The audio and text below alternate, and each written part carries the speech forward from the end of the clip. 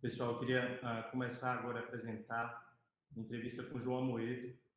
Primeiramente, agradecer a sua presença aqui, João. A nossa primeira entrevista aqui no PosterGraph, um veículo apoiado pela Atlas Intel, e é uma honra ter você aqui conosco. Que isso, Pedro, eu que agradeço o convite aí, é uma honra estar participando aí da estreia, é um prazer estar conversando com você. Primeira pergunta que eu queria te fazer é sobre o resultado do Novo em 2022. Em 2018, o Novo teve o que talvez seja o melhor desempenho de um partido estreante, né? A melhor estreia que um partido já teve no seu primeiro ano. Você foi o segundo candidato estreante à presidência com maior votação, salvo engano.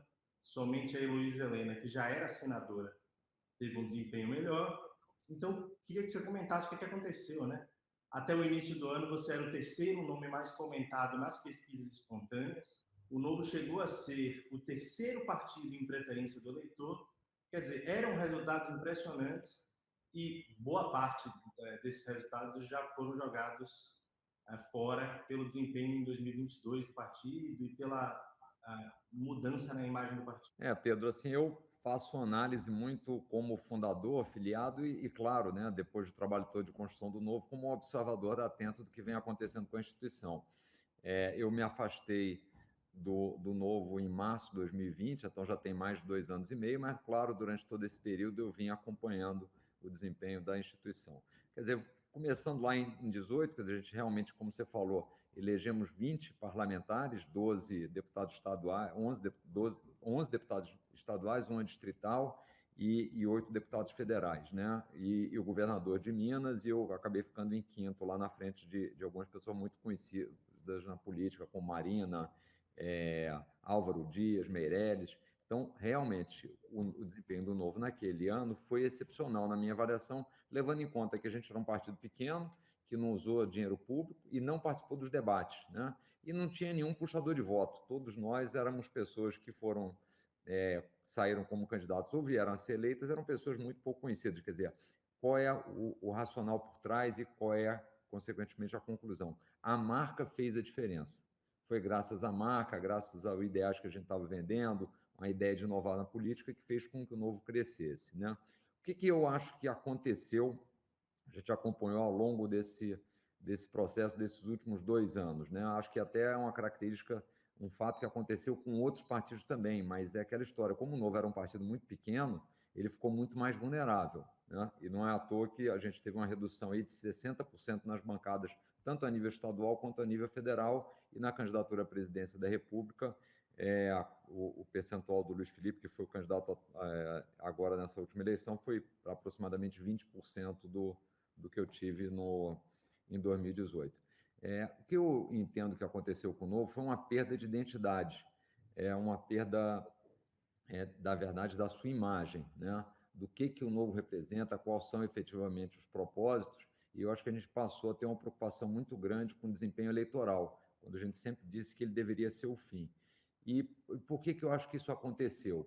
Nós tivemos, nos últimos anos, um ambiente muito polarizado. Já vinha polarizado, mas foi mais polarizado ainda, obviamente, com o governo Bolsonaro, entre aqueles que apoiavam o governo e aqueles que faziam sérias críticas, como foi o meu caso. Eu, desde em março de 2020, eu pedi o impeachment do presidente, quando ele se pronunciou em relação à pandemia, e logo na sequência, em abril, comecei a defender o impeachment. Né? Primeiro a renúncia, desculpe, em março, depois o impeachment em abril. E o partido, no meu entender, demorou a se posicionar, e quando se posicionou, inclusive tem uma diretriz partidária do ano passado, se colocando o partido como oposição, esse posicionamento não foi seguido pelos mandatários. E aí, na cabeça do seguidor, do eleitor do Novo e do próprio filiado, ficou uma dúvida. Afinal de contas, o Novo é um partido de oposição ou é um partido que está com o Bolsonaro? E acho que isso desidratou muito da nossa mensagem, né? Então, eu acho que o resultado, no final das urnas, foi muito essa perda de identidade do partido, né? Uma perda de posicionamento firme em relação ao governo e acabou tendo não só uma perda de filiados, que aconteceu ao longo do tempo, como também uma perda de eleitores, né? Então, acho que, em resumo, essa avaliação que eu faço do desempenho, que realmente foi muito fraco. A gente reverteu uma curva de crescimento que o Novo vinha tendo desde que foi criado. Você teve uma postura muito diferente do Zema, que foi o outro desempenho do executivo que eu mencionei agora. O Romeu Zema ele apoiou o Bolsonaro ainda no primeiro turno de 2018 e ele conseguiu uma grande votação, muito graças a esse apoio, enquanto você teve uma postura crítica, embora tenha declarado voto no Bolsonaro, já teve uma postura crítica desde o segundo turno e essa postura ficou ainda mais crítica depois do governo, como você bem mesmo disse. Existe também uma outra diferença que é, enquanto o Zema foi eleito com votos bolsonaristas, justamente pela declaração de voto dele, salvo engano, no debate da Globo, e pela associação ali nas semanas finais, você teve um voto que, aparentemente, pelas pesquisas, veio de candidatos da centro-direita, do centro e até da centro-esquerda, como a Marina. Né? Você começa a crescer nas pesquisas quando a Marina e o Geraldo Alckmin começam a ter uma queda muito expressiva, enquanto o Bolsonaro não parece ter tido uma transferência de votos para você, já que o bolsonarista raiz estava com o presidente desde o início da campanha, e ele cresceu na mesma época que você, né? Então ele não parecia ter perdido eleitores naquele momento. Você acha que existia uma contradição nesse sentido? Pedro, eu acho que as duas campanhas foram pautadas por objetivos diferentes, né? Eu sabia desde o início, obviamente, a minha chance de ser eleito presidente da República numa primeira disputa era muito baixa pelo tamanho do Novo, e o principal objetivo traçado por nós lá em 2016 para 2018 era a eleição de uma bancada federal. A gente já compartilhava daquele momento de que o Brasil precisava de reformas estruturais, né, várias delas que precisam ser feitas ainda, como administrativa, tributária, e que o palco para discussão e implementação dessas reformas era o Legislativo Federal. Então, o nosso desafio era eleger deputados federais e a candidatura à presidência tinha um objetivo muito importante, que era divulgar a marca do Novo, mostrar que o Novo existia, mostrar o que a gente estava propondo e, consequentemente, ajudar a trazer votos para essas pessoas que, como eu disse, eram desconhecidas, né? Era através da imagem da nossa marca que a gente elegia essas pessoas. A candidatura do Zema, em determinado momento, eu não sei em que estágio, passou a ter o foco exatamente na eleição dele como governador. Né?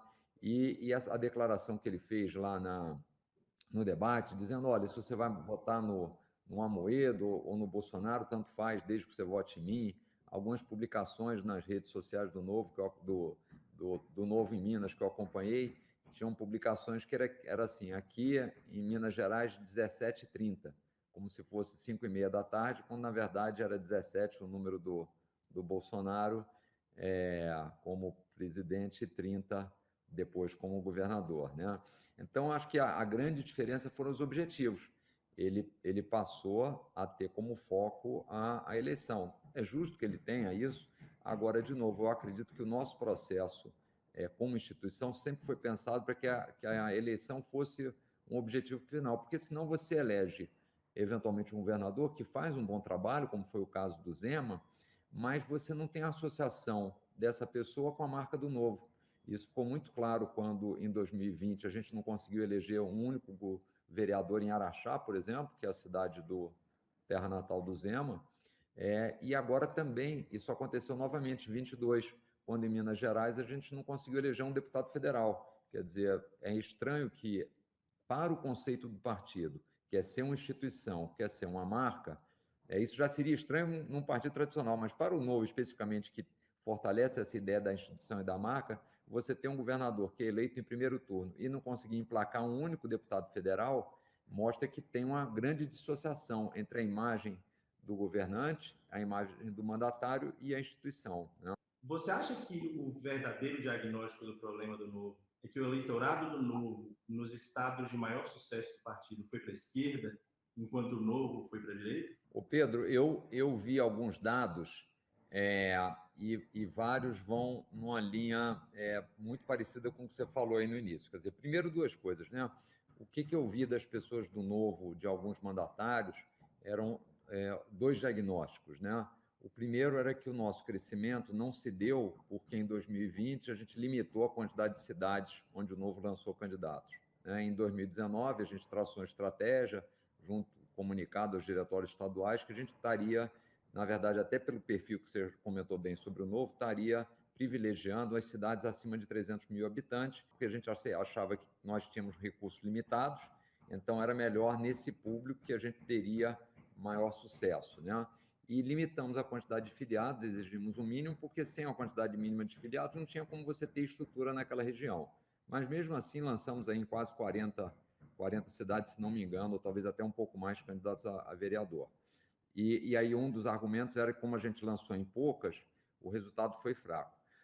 Só que quando você pega zonas eleitorais específicas, por exemplo, eu vi dados da zona sul do Rio de Janeiro, que engloba Ipanema, parte do Leblon, a Gávea, o Novo teve um quarto dos votos que ele teve em 2018. É muito difícil imaginar que os eleitores da Zona Sul tenham deixado de votar no Novo porque ele não lançou numa cidade menor no Rio Grande do Sul. Quer dizer, obviamente não foi esse, e esse fato se repetiu em várias outras cidades pelo país. E a outra coisa que chamou a atenção, uma pessoa que fez um levantamento e até me enviou, é que não houve essa migração dos candidatos do Novo para o PL ou PSL.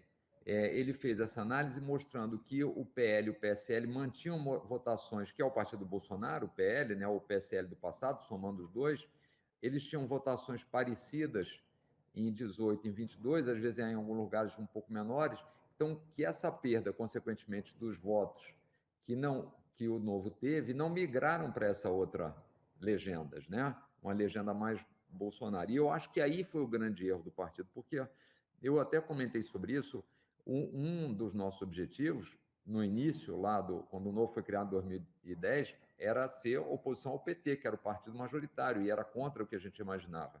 Mas também, por tudo que o Bolsonaro fez, a nossa opção deveria ter sido contra o bolsonarismo, e não ser uma opção para bolsonaristas, né? Eu acho que no momento em que você perdeu essa característica de ser oposição igualmente ao PT e igualmente ao Bolsonaro, e por isso se tornaria uma opção independente que poderia ter crescido, na hora em que a gente não teve esse caráter de equidistância dos dois lados, a gente perdeu identidade. E ao perder identidade, num cenário polarizado, você perde relevância. Ao perder relevância, você perde filiado, perde seguidores e perde votos.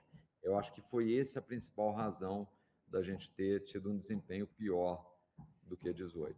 Né? E corrobora muito essa linha que você falou. Acho que a nossa perda, talvez em alguns lugares, especificamente tenha sido para candidatos bolsonaristas, mas não foi isso. E, assim, me preocupa se a estratégia, porque é óbvio, né?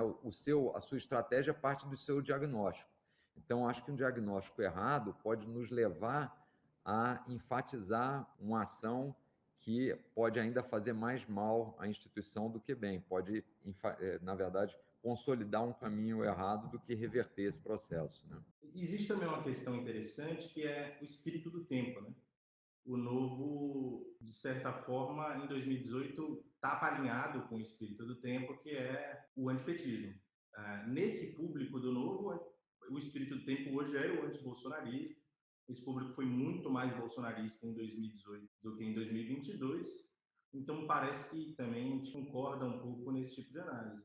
Agora, existe uma questão que me parece relevante, João, que talvez essa fosse uma tragédia inevitável, porque quando a gente observa tanto o seu perfil quanto o de outros líderes importantes do Partido Novo, eu citaria aqui dois, como Marcel Van Hatten, que foi o primeiro líder do Novo na Câmara dos Deputados, e o Romeu Zema, eles têm um perfil muito diferente do seu. No caso, você me parece um político mais moderado, de centro-direita, eu diria. Quando a gente olha o programa que você apresentou em 2018, era um programa que não tinha nada de anarcocapitalista, libertário, ultraconservador, em pautas como meio ambiente, em pautas como o SUS. Você não tinha vergonha de falar em serviço público ou mesmo em política ambiental. Então, me parece que a sua postura, desde ali, foi bastante ao centro desses deputados. Outro exemplo que pode ser dado é em relação à pandemia. O discurso do Marcel Van Hatten na eleição da Câmara no início de 2021, ele culpa basicamente o fique em casa pelo que aconteceu na pandemia, que é exatamente o discurso do presidente da República naquele período, o mesmo presidente que você pediu impeachment pelo que ele fez na pandemia. E o último exemplo é também do governador Romeu Zema, que chegou a dizer que ele era 99% alinhado com o bolsonarismo, e esse 1% restante deveria mais ao que o Bolsonaro fala, a certa postura grosseira, que ele não concorda, do que a qualquer divergência ideológica específica. O Marcel também, para citar mais um exemplo, ele se candidatou em 2018, no discurso de abertura dele, ele disse que o objetivo dele era defender os valores de Olavo de Carvalho em Brasília. Então, eu queria que você comentasse um pouco, será que não era uma tragédia inevitável esse conflito que você acabou tendo com eles, justamente porque o Novo não tinha uma coesão ideológica naquele momento? Pedro, esse foi um desafio que a gente imaginava ter já desde da montagem do partido, né? Porque o que a gente vê nos partidos tradicionais? O que a gente vê nos partidos tradicionais é que, ao longo do tempo, eles vão perdendo a linha ideológica e, vamos dizer, a imagem do partido vai sendo dada pelos seus principais mandatários. E aí é difícil você manter uma consistência, porque, obviamente, as pessoas vão um pouquinho mais para um lado, vão um pouquinho mais para o outro, e se a linha ideológica, se a imagem do partido é dada pelos mandatários, primeiro, você fica dependendo de ter bons mandatários. E segundo, essa linha vai oscilar e, consequentemente, seus eleitores, seus filiados e apoiadores vão oscilar conforme essa liderança. Nós sempre entendemos, desde a fundação do Novo, e aí era um problema que nos fez caminhar até por isso, quer dizer, como era um partido que começava sem políticos, né, nós entendemos que a linha deveria ser a linha da instituição. E nós, fundadores lá atrás, quando a gente pensou o Novo, lá em 2010, é, nós não tínhamos um compromisso com o liberalismo. Não era esse, nós não tínhamos essa camisa de força. Qual era a nossa ideia? Bom, vamos montar um negócio, até porque tinha muitos engenheiros, tinha muita gente que não tinha mergulhado na teoria liberal, nada disso. A nossa ideia era muito singela. Dizia o seguinte: olha, nós entendemos que os partidos políticos pouco representam o cidadão, nós entendemos que podemos melhorar a gestão pública com eficiência, com qualidade, só que isso, para ser feito, precisa de bons gestores na área pública. E esses bons gestores vão para a área pública para um processo seletivo. Então, a gente precisa montar um partido que traga essas pessoas e faça essas mudanças. Qual é o norte que a gente vai tomar? Bom, o norte a gente vai usar muitas evidências. Quais são os países mais bem-sucedidos? São os países que têm liberdade econômica, onde o Estado não é um Estado inchado, onde o cidadão prepondera sobre o Estado. Então, é essa linha que nós vamos. Mas as evidências, os resultados e principalmente o estágio de cada país e do próprio Estados brasileiros, quer dizer, ia determinar com que velocidade você iria para uma implementação, vamos dizer, mais liberal, extremado ou não. Então, assim, era muito do bom senso, né? O que eu acho que aconteceu, e eu sei que é difícil, isso em qualquer partido, é que nós temos que ter a instituição acima dos mandatários. Por isso que o Estatuto do Novo determina que as grandes decisões estratégicas, a linha ideológica, seja dada pelos dirigentes e não pelos mandatários, para que você não corra o risco de ficar refém de mandatários e que, eventualmente, em alguns momentos, podem trocar a agenda de longo prazo, que é a que a gente quer para o país, pela sua agenda eleitoral, né? Então, eu acho que o que a gente precisa recuperar no Novo e aí volta a questão da imagem, é essa consolidação de que o que deve ser claro para o eleitor é a agenda do partido e não a agenda do mandatário, né? E acho que isso hoje, para a grande maioria das pessoas, e você citou claramente, você é uma pessoa que acompanha a política e muito a fundo, quer dizer, você tem a imagem que é a que tem o público hoje, quer dizer, é a imagem dos mandatários e não a imagem da instituição, quer dizer. Então, só fechando, quer dizer, não foi à toa que ano passado o Novo, em algum momento, se colocou a favor do impeachment de Bolsonaro e os mandatários foram contra o impeachment, né? O Novo tem uma diretriz partidária dizendo que será oposição ao governo Bolsonaro, e tão logo terminou a eleição, os mandatários, praticamente todos, os mais relevantes, já estavam fazendo campanha para o Bolsonaro, né? Então, acho que a gente tem isso, e isso enfraquece a instituição, na minha avaliação. Eu queria fazer dois pequenos comentários e queria pedir respostas rápidas para ver se você concorda. Existe um outro partido que enfrentou essa contradição e também era um partido ideológico, eu já citei aqui qual era, é o PT. De fato, ele tinha políticos mais de centro-esquerda, a gente pode citar, por exemplo, o Suplicy ou a Marina Silva, e o PT tinha também políticos mais próximos da extrema esquerda e abertamente simpáticos da extrema esquerda. Uma diferença é que o grande líder e fundador do PT sempre conseguiu conciliar essas contradições de certa forma muito habilidosa. Você acha que você foi muito engenheiro e pouco sindicalista e aí acabou não conseguindo cumprir esse objetivo? Talvez, Pedro. Eu deixei a instituição prematuramente, eu tinha um mandato ainda de mais 3 anos, mas eu deixei prematuramente no pressuposto, na aposta de que a minha saída iria consolidá-la como instituição. Né? O fato de não ter alguém que tinha uma imagem tão forte associada ao partido saindo da sua liderança e, vamos dizer, passando o bastão, consolidaria a cultura e a imagem da instituição. Visto de hoje, a minha avaliação é que isso não aconteceu. Bom, e tem mais uma questão que eu queria colocar.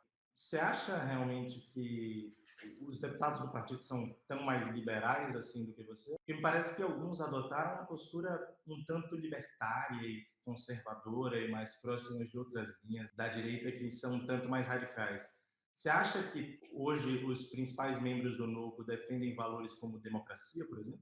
Olha, a análise que eu fiz, eu entendo que eles fizeram uma análise diferente da minha. A análise que eu fiz é que hoje nós temos um risco para a democracia, e Bolsonaro já deu provas disso, né? De que é um risco para a democracia. Sempre que ele tem algum poder, ele avança. Quando ele é refutado, encontra alguma barreira, algum obstáculo, ele retrocede um pouco, mas assim, a direção, os objetivos, na minha avaliação, continuam. Ele se mostrou uma pessoa autocrática, gosta de se colocar acima das instituições, não respeita as instituições. Foi assim toda a vida dele. Ele saiu do Exército porque não respeitou o Exército. Ele foi para o Congresso Nacional e nunca respeitou muito, tanto é que ele era foi um político que teve uma atuação medíocre lá. Né? Ele cooptou boa parte do Legislativo através do orçamento secreto, sempre desdenhou do Congresso, e agora ele já sinalizou lá atrás com vários ataques ao Supremo, e agora com essa ideia colocada por alguns de seus aliados de aumentar a quantidade de membros do Supremo, claramente com o objetivo de subjugar a Suprema Corte. Então, e a gente já viu isso acontecendo em outros lugares do mundo, na Hungria, já vimos acontecendo na Venezuela, quer dizer, mesmo em ditaduras com ideologias diferentes. Você se arrepende de ter votado nele? Eu não me arrependo de ter votado nele. Na verdade, eu até fiz um artigo sobre isso lá em final de 2028, justificando. Eu entendi que naquele momento a gente tinha uma discussão muito grande sobre ética e sobre corrupção, e que era inaceitável o PT voltar ao poder. E aí era a opção que eu tinha no segundo turno. Eu achava que ele ia ser um péssimo gestor, já tinha dito isso até antes, mas aí a opção foi votar para que o PT não voltasse. E agora eu acho que o tema é diferente. O tema agora, para essa eleição de 22, é o tema de manutenção do Estado Democrático de Direito.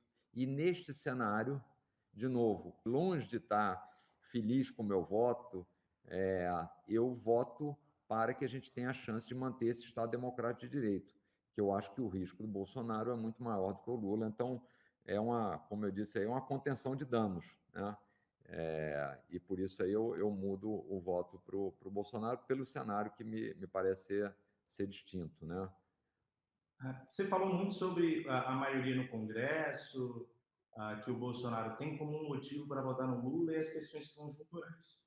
Mas você acha que ao longo da trajetória política do Lula, e até mesmo no governo dele, ele foi comparável com o Bolsonaro, demonstrou um alinhamento com esses regimes como Venezuela, Hungria, Polônia, e também, se você quiser desenvolver esse raciocínio um pouco? Não, eu não acho que o Lula seja uma garantia inequívoca de que a gente. Mas ele me parece, sim, ser uma garantia muito maior. O que eu vejo de muito negativo, o que eu vejo de positivo? Né? O que eu vejo de negativo é que o Lula deveria se opor a qualquer regime autocrático, seja ele de esquerda e de direita. Que eu, por exemplo, que declarei o voto no Lula, eu coloquei a ideologia secundária em relação à nossa democracia. Então, eu estou dizendo o seguinte: eu sei que a ideologia do Lula, as ideias dele, do Partido Trabalhador, são totalmente diferentes do que eu prego, do que eu defendo, do que eu acredito. Mas, nesse momento, a prioridade é manter o Estado de Direito e, por isso, eu declarei o meu voto nele. O que eu gostaria de ver do Lula é que ele fizesse a mesma coisa. Olha, ele pode ser amigo do Daniel Ortega, do Maduro, mas a prioridade agora não é colocar a ideologia dos amigos, dos próximos na frente. A prioridade agora, que é o que a gente está fazendo, ele deveria fazer o mesmo, é colocar a democracia em primeiro momento. Então, dizer, olha, eu repudio igualmente tanto os governos autocráticos, sejam eles de esquerda e de direita, né? Então, acho que isso é negativo. O que eu vejo de positivo, e por isso eu acho que o Lula é um risco menor, fora esse fato que a gente já falou, do Bolsonaro entrar com mais força, então o equilíbrio de forças será melhor contra o Lula do que contra o Bolsonaro, e as declarações do Bolsonaro, todos os ataques. O Lula, ao longo do tempo, ele sempre foi uma pessoa que foi pela via institucional, né? Podemos depois questionar se ele tentou aparelhar as instituições ou não, mas ele foi pela via institucional quando resolveu participar da vida sindical, indo para um sindicato, né? Do embate entre trabalhadores e empregadores, foi para um sindicato. Ele, quando ele foi para a política, ele foi também através da montagem de um partido. Então, ele escolheu as vias institucionais. E a Dilma, ao ser empichada, aceitou os resultados e deixou também o Palácio. Então, acho que tem ali alguém que, pelo menos, deu alguma sinalização de que respeita as instituições, e por isso eu acho que ele é um risco menor do que o Bolsonaro. Em 2018, muita gente do Novo usava uma expressão que também é comum hoje, que era de que o Brasil corria o risco de virar uma Venezuela. Você já falou que você vê esse risco no Bolsonaro e também parece ter deixado claro que você vê mais do que no Lula. Você acha que isso é coerente com a sua postura de hoje, de dizer que você não se arrepende do voto? Quer dizer, se lá atrás você, muitos do Novo, né, não lembro se você chegou a usar esse discurso, dizer que o Brasil corria o risco de virar uma Venezuela, e hoje você faz o diagnóstico de que o Bolsonaro trouxe mais esse risco para o Brasil, você não acha que existe uma contradição aí?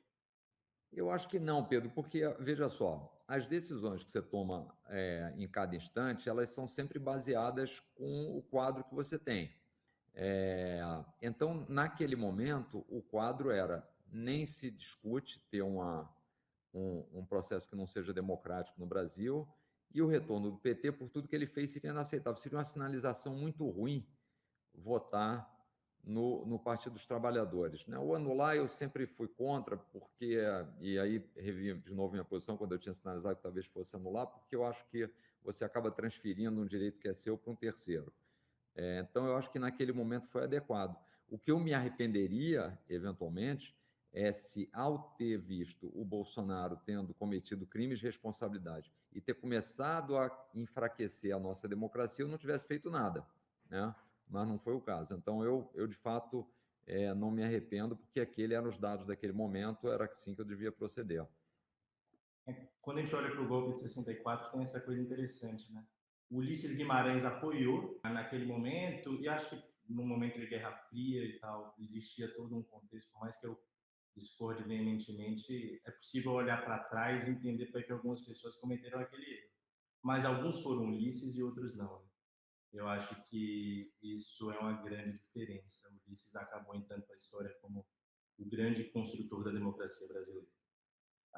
Fazer mais uma pergunta para você que eu queria entender um pouco. Você tem medo de ser expulso do Partido Novo? Como é que você reage a tantas demandas dos mandatários atuais que pedem sua expulsão? Pedro, eu realmente não tenho nenhum receio e continuo bastante tranquilo em relação a isso, né? Por vários motivos, né? Primeiro, como cidadão, eu tenho esse direito de me posicionar. Segundo, o estatuto do partido permite isso, até não poderia ser diferente, né? O estatuto do partido não poderia ir contra a Constituição e tirar um direito do filiado. Terceiro, um dos princípios do novo é a liberdade de expressão. Então, seria totalmente antagônico, aliás, está sendo, né, incoerente o partido tentar limitar a opinião de um filiado. E quarto, como eu disse, o Novo declarou como oposição ao Bolsonaro. E ainda recentemente, depois do pleito do primeiro turno, ele se colocou liberando o voto dos seus filiados, dizendo que ele institucionalmente seria contra o PT pelas diferenças ideológicas, mas que os filiados poderiam fazer a sua escolha de acordo com a sua consciência. Então, assim, eu estranho muito esse posicionamento do partido e uma postura agressiva contra um filiado. Lembrando que o partido vive dos recursos, do trabalho dos filiados. Eu não vou nem entrar no mérito de ter sido fundador ou não do partido, mas, assim, eu acho que isso é uma postura, no meu entender, lamentável e inaceitável, porque, inclusive, pode ter outros filiados do partido, é natural, que queiram votar no Bolsonaro e que queiram, eventualmente, até declarar o seu voto. E, provavelmente, hoje estão se sentindo constrangidos. Então, acho que isso foi uma ação que o partido, ao invés de enfatizá-la, deveria revê-la, né? Porque é um grande equívoco. Simone Tebet ou Marcel Van Hatten? Com quem você prefere montar um projeto político? Eu gosto sempre do diálogo. Eu acho que, assim, pelas declarações do Marcel, provavelmente ele não estaria com muita predisposição para sentar comigo numa mesa e conversar, diferentemente da Simone. Eu acho que a opção já foi feita por ele. Você entraria em algum partido mais de centro-direita? Tudo bem, você tem essas ideias de nova política, de mudança de certas práticas, mas se você conseguisse o apoio de algum partido para implementar essas ideias, você entraria em caso de discussão do novo? Pedro, eu estou num estágio hoje que é o seguinte, o Novo deu muito trabalho, assim, as pessoas não fazem ideia da resiliência ao longo desses 5 anos para se conseguir o registro. Então, eu acho que o Novo é uma ferramenta muito importante, é uma ferramenta que foi concebida para ser diferenciada e inovadora, e eu ainda acredito, espero pelo menos, que haja uma reflexão, uma autocrítica, com humildade dos dirigentes do partido, e entendam, façam análise dos resultados, do que está acontecendo e possam fazer com que o Novo volte a ser caminhar dentro da concepção original. Enquanto eu tiver essa esperança e não tiver uma sinalização muito forte ainda contrária, eu pretendo trabalhar ainda para que a gente possa transformar o Novo numa esperança, né? Então, acho que é isso que... Então, por enquanto, vou nessa linha. Também mais uma pergunta rápida. Qual o seu segundo partido predileto no Brasil? Evidentemente, você tem uma afeição maior ao Novo, mas qual seria o segundo? Pedro, eu não tenho nenhum partido predileto, porque, assim, óbvio, tem aqueles partidos que eu sou totalmente contra, né? PCdoB, PT, que eu, inclusive, estou voltando aí, os partidos que são fisiológicos, mas os partidos hoje eles não têm uma identidade. Então, você tem gente boa em alguns partidos e gente ruim em outros. Então, é difícil fazer essa escolha. Qual mais gente boa? E qual seria o segundo que tem mais identidade de gente boa, então? Olha, eu acho que o que tinha mais identidade com o Novo, do ponto de vista programático, talvez fosse o DEM e depois o PSDB, mas o PSDB já distante, né? Mas talvez fosse o DEM. Hoje você teve a fusão, os partidos se descaracterizaram, é, mas eu acho que nesses partidos menores tem bons quadros aí, acho que tem bons quadros no União Brasil, tem bons quadros no Podemos, tem bons quadros no Cidadania. Então, Dá acho para que juntar todo mundo num novo projeto? de novo, né? Eu acho que o Brasil, falando aí do nosso futuro e do que a gente, a partir de imediatamente já do término das eleições, o que ficou claro nós estamos com instituições partidárias fracas, que não representam o cidadão, e nós estamos com a falta de liderança. Então, acho que o trabalho a ser feito para que a gente não caia novamente nessa opção que a gente está tendo em 2022 é trabalhar na construção ou reconstrução das instituições partidárias e no agrupamento dos bons nomes em torno de um projeto para o país. Fazer uma pergunta um tanto espinhosa agora, mas queria que você respondesse de novo. Existe uma liderança do Novo, eu diria que é uma das pessoas com mais influência do partido, que não é filiada e que tem sempre a postura de dizer que não é filiada, né? Uma pessoa que gosta de ressaltar isso, justamente porque é reconhecida como uma pessoa muito influente. Eu estou falando do empresário Salim Matar, que foi também um dos maiores doadores do Partido Novo nessa eleição. Na verdade, ele foi um dos maiores doadores do país. Ele doou principalmente para candidatos do Partido Novo. Eu fiz, inclusive, um levantamento com relação aos candidatos apoiados pelo Salim Matar existem dois tipos de candidatos, né? Os que se afastaram das redes sociais ultimamente, depois da campanha, que são um ou dois, e todos os outros que imediatamente depois da sua declaração de voto ao Lula, em questões de minutos ou horas, algum, pediam sua expulsão do partido, ou então manifestavam um repúdio muito forte à sua decisão e apoiavam abertamente o Bolsonaro. Você acha que o Salim Matar foi uma força nessa bolsonarização do Novo? Talvez até por ele ser do mesmo estado do Romeu Zema e ter uma proximidade notória com o governador Romeu Zema? Assim, é sempre difícil fazer um julgamento sobre as pessoas, mas aí eu prefiro deixar os fatos e as pessoas aí tomam as suas conclusões, né? Tirem as suas conclusões.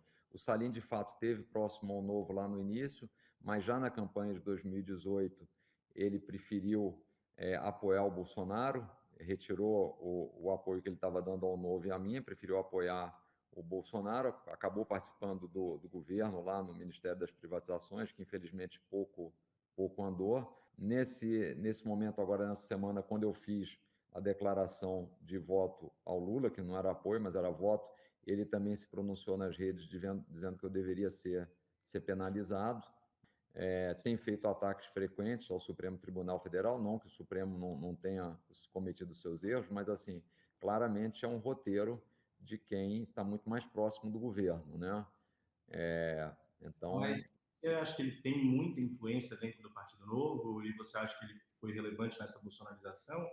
Porque ele gosta de ressaltar que não é filiado, né? o Salim, de fato, não é filiado e, assim, como eu estou distante do partido e realmente fiquei muito ausente nesses 2 anos e meio e tive muito pouco contato com as pessoas que passaram a liderar o partido, eu cheguei até a propor que poderia voltar lá no ano passado para ajudar no processo eleitoral, mas eu fui rejeitado lá pelo partido.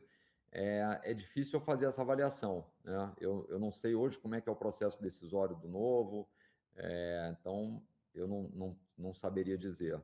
Eu espero que não, porque não sendo nem filiado do Novo, né, a gente deveria seguir aquilo que está previsto nos estatutos, nas instâncias decisórias.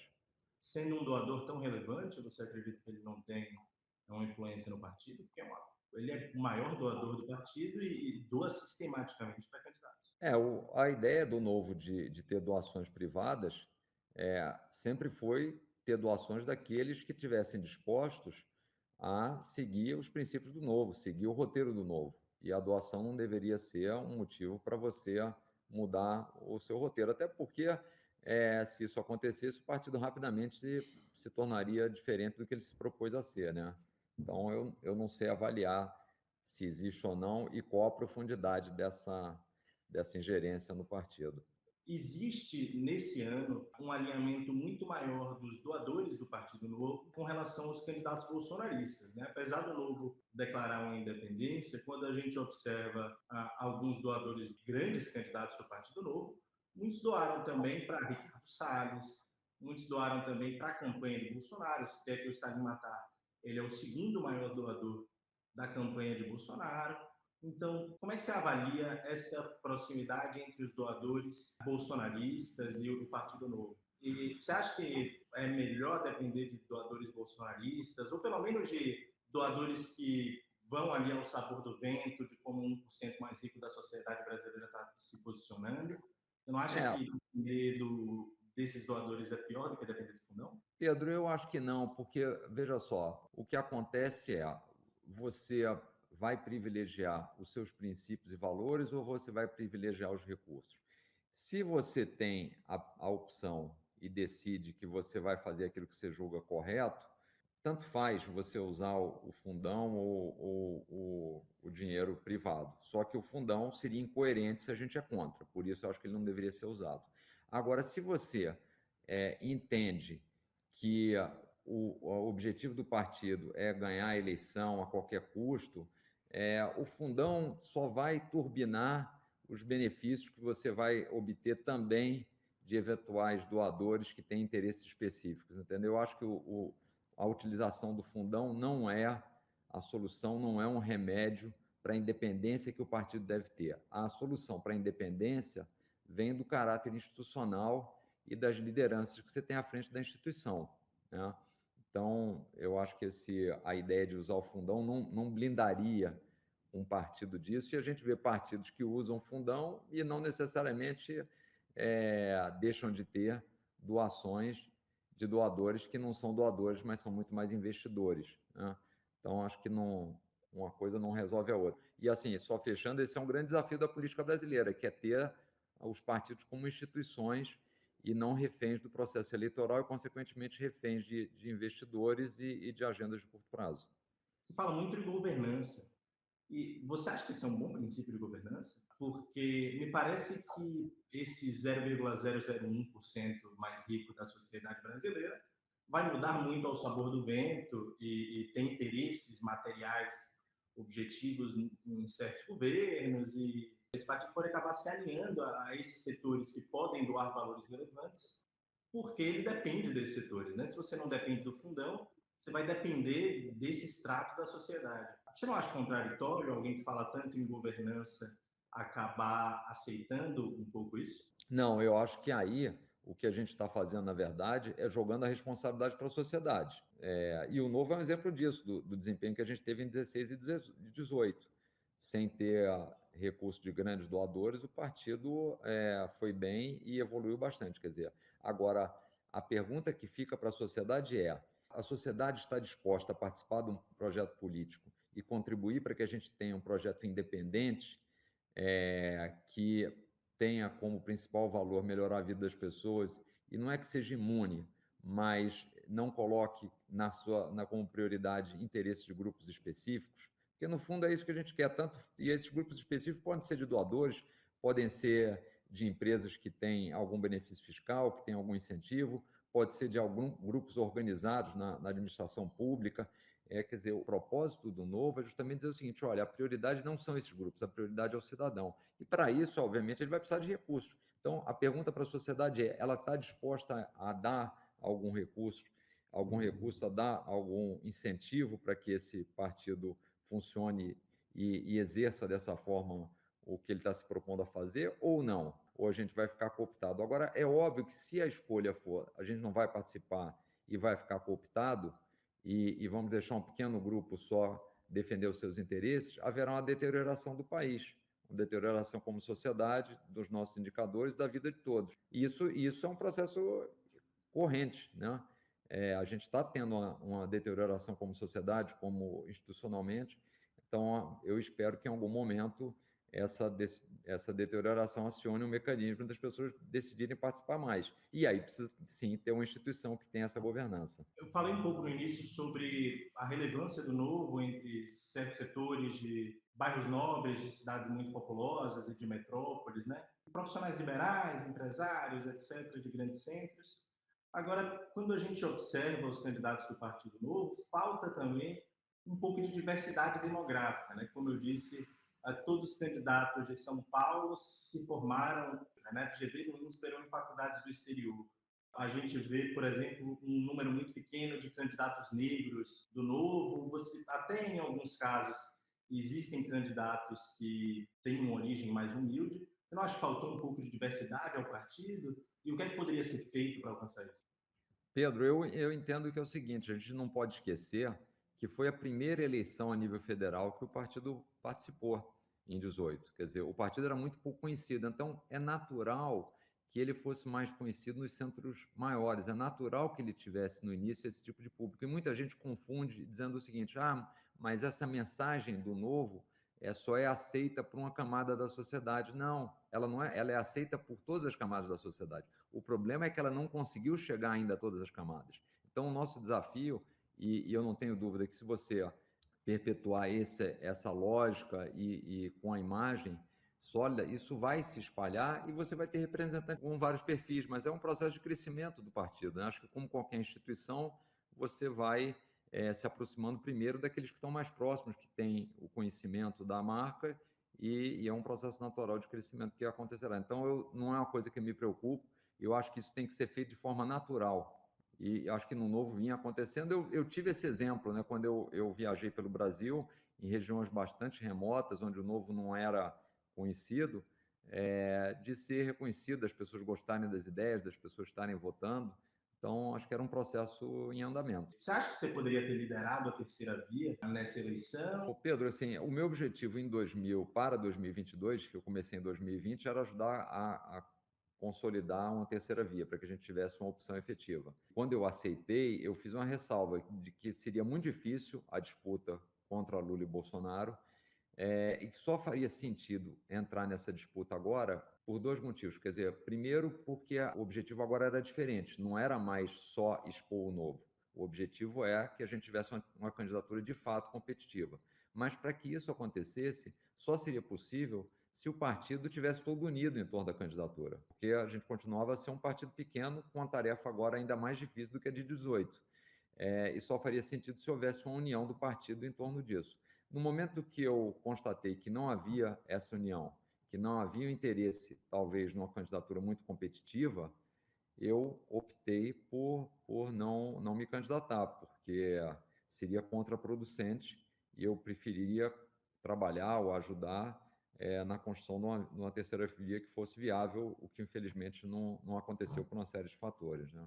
Por que um partido rejeita um candidato que tem um desempenho muito melhor nas pesquisas do que todos os outros candidatos do mesmo partido? Por que você acha que o Novo fez isso? Assim, a instituição fazer isso é estranho, mas assim, ela em tese não fez, porque eu tinha convidado por 90% dos membros da convenção nacional, que são os que votam. A rejeição veio muito dos mandatários, né? Assim, a conclusão que eu posso tirar, porque a gente constatou isso em outros partidos, é que eventualmente interesses eleitorais específicos de cada região faziam que uma candidatura eventualmente competitiva pudesse atrapalhar as votações individuais em determinados locais, né? E de alguns mandatários. Então, eu tendo a achar que, e aí, de novo, sem fazer nenhuma crítica aos mandatários, é só uma constatação de uma estratégia eleitoral, mas eu tendo a achar que foi isso que aconteceu em alguns casos.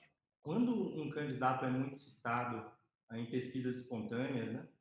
Ou pelo menos ele tem um desempenho razoável, você pode deduzir, e isso se alinha muito com o que você falou ao longo da entrevista, é que ele tem um perfil ideológico e orgânico na sociedade.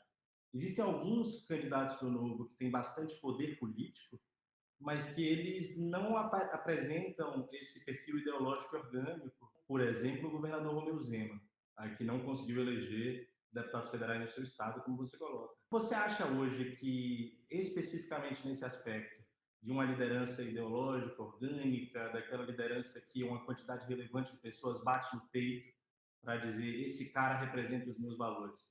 Você acha que hoje você tem mais capital político nesse aspecto do que os outros membros do Partido Novo, ou até do que o conjunto do partido? E talvez, justamente por você, como a gente falou no início, esse público orgânico do Partido Novo, ele se moveu à esquerda, né? Então, ele aparentemente tem uma posição muito mais alinhada com a sua, que gerou grande rejeição no partido. Você acha que hoje boa parte daquele capital político, daquele partido ideológico e orgânico que tinha grande identificação nesses setores da sociedade, você acha que ele foi para você e que isso se aumenta com a sua declaração de voto no Lula?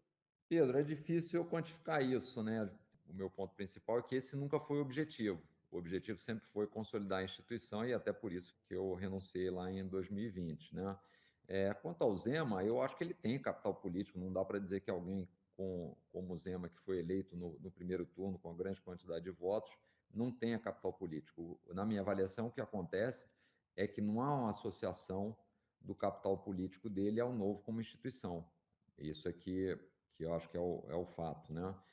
Agora, o que eu acho que precisa ser feito no Novo é a construção do capital político da instituição, porque é isso que vai permitir que a gente traga novos Zemas para a política.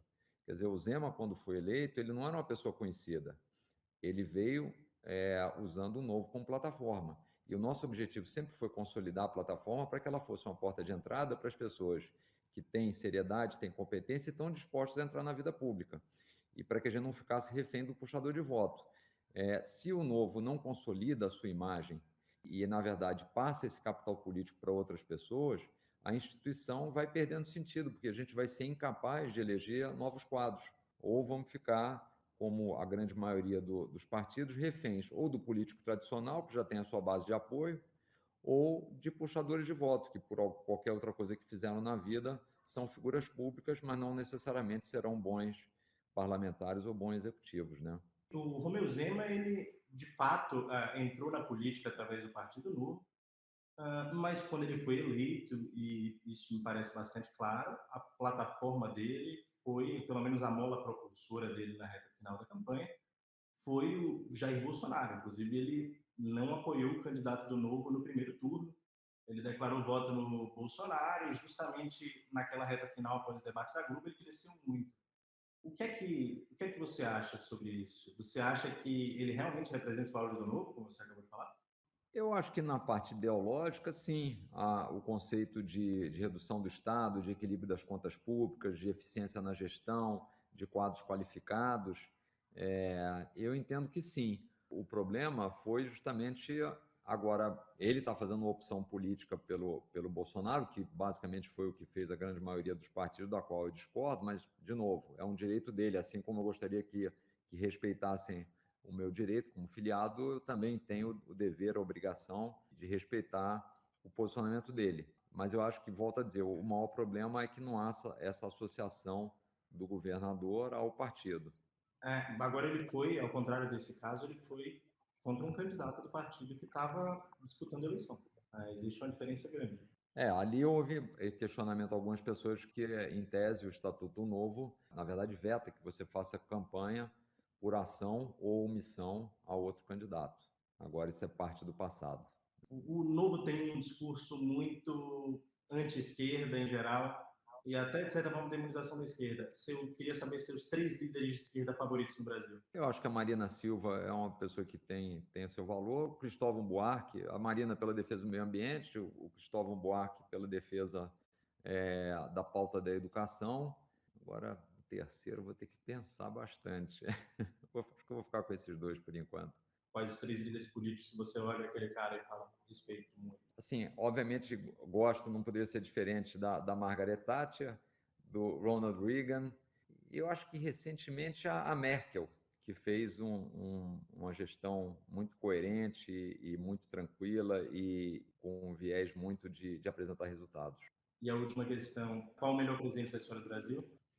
Colocaria o Fernando Henrique, histórico mais recente.